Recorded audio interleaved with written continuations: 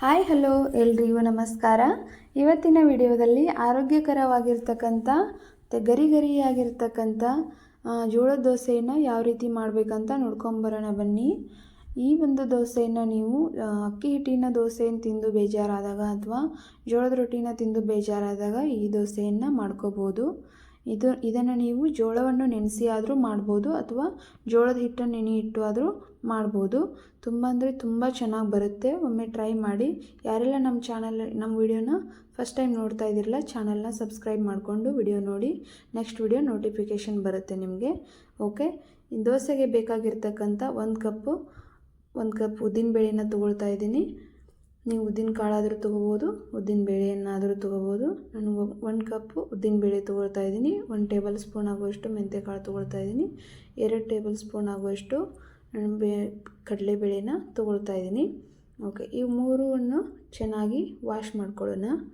ಒಂದು 2-3 ಬಾರಿ ವಾಶ್ ಮಾಡ್ಕೊಳ್ಳೋಣ. ಯಾಕಂದರೆ ಇದರಲ್ಲೆಲ್ಲನೂ ಹುಳಗಳೆಲ್ಲ ಸೇರಬಾರ್ದಂಥ ಔಷಧಿಗಳನ್ನು ಹಾಕಿರ್ತಾರಲ್ವ, ಅದಕ್ಕೋಸ್ಕರ ನೆನೆಗಿಡೋಕ್ಕಿಂತ ಫಸ್ಟಿಗೆ ಚೆನ್ನಾಗಿ ವಾಶ್ ಮಾಡಿಕೊಂಡು ಆಮೇಲೆ ನೆನೆಯಿಡಿ. ನೆನೆದಾದಮೇಲೆ ವಾಶ್ ಮಾಡೋಕ್ಕೆ ಹೋಗಬೇಡಿ.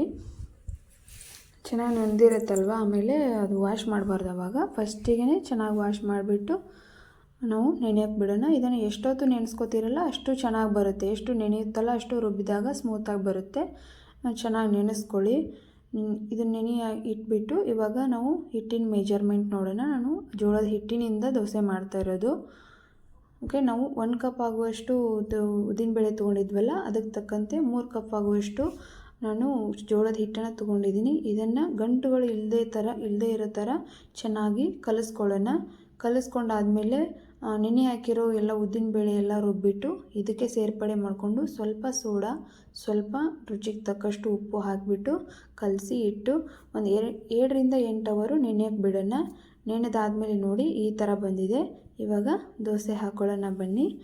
ದೋಸೆ ಹಾಕೋಕ್ಕಿಂತ ಮುಂಚೆ ನಾನು ತವಾ ಕಾಯಕ್ಕಿಟ್ಟು ಸ್ವಲ್ಪ ಎಣ್ಣೆ ಹಾಕಿ ಅದರ ಮೇಲೆ ನಾನು ಈರುಳ್ಳಿಯಿಂದ ಎಣ್ಣೆನ ಸವರ್ತಾ ಇದ್ದೀನಿ. ಈರುಳ್ಳಿಯಿಂದ ಎಣ್ಣೆ ಸವರೋದ್ರಿಂದ ದೋಸೆ ತುಂಬ ಅಂದರೆ ತುಂಬ ಚೆನ್ನಾಗಿ ಬರುತ್ತೆ. ಎಲ್ಲೂ ಕೂಡ ಅಂಟ್ಕೊಳ್ಳಲ್ಲ. ಅದಕ್ಕೋಸ್ಕರ ನೀವು ಕೂಡ ಏನಾದರೂ ನೆಕ್ಸ್ಟ್ ಟೈಮ್ ಮಾಡುವಾಗ ಈ ಥರ ಒಮ್ಮೆ ಟ್ರೈ ಮಾಡಿ ನೋಡಿ. ಇವಾಗ ಹಾಕ್ತಾಯಿದ್ದೀನಿ ನೋಡಿ ದೋಸೆ. ನೀವು ಇದರಿಂದ ತೆಳು ದೋಸೆ ಆದರೂ ಹಾಕ್ಕೋಬೋದು, ಸೆಟ್ ದೋಸೆ ಆದರೂ ಹಾಕ್ಕೋಬೋದು. ಚೆನ್ನಾಗಿ ಬರುತ್ತೆ ಎರಡು ಕೂಡ. ಒಮ್ಮೆ ಟ್ರೈ ಮಾಡಿ ನೋಡಿ. ಬರೀ ವಿಡಿಯೋ ನೋಡೋದಷ್ಟೇ ಅಲ್ಲ, ಹೇಳಿರ್ತಕ್ಕಂಥದ್ದನ್ನು ಒಮ್ಮೆ ಟ್ರೈ ಮಾಡಿ ನೋಡಿ. ಯಾಕಂತಂದರೆ ಅಕ್ಕಿ ದೋಸೆನೇ ತಿಂತೀವಿ ನಾವು ಯಾವಾಗಲೂ, ಬಟ್ ಈ ಆರೋಗ್ಯಕರವಾದ ಜೋಳದ ದೋಸೆಯನ್ನು ಟ್ರೈ ಮಾಡಿರಲ್ಲ. ಅದಕ್ಕೋಸ್ಕರ ನಿಮಗೆ ಫ್ರೀ ಟೈಮಲ್ಲಿ ಟ್ರೈ ಮಾಡಿ ನೋಡಿ. ಇನ್ನೊಂದು, ಬರೀ ರೊಟ್ಟಿ ತಿಂದು ಬೇಜಾರಾಗಿರುತ್ತಲ್ವ, ಆವಾಗ ಮಾಡ್ಕೊಂಡು ತಿನ್ನಿ. ಮನೆ ಮಂದಿ ಎಲ್ಲ ಇಷ್ಟಪಟ್ಟು ತಿಂತಾರೆ.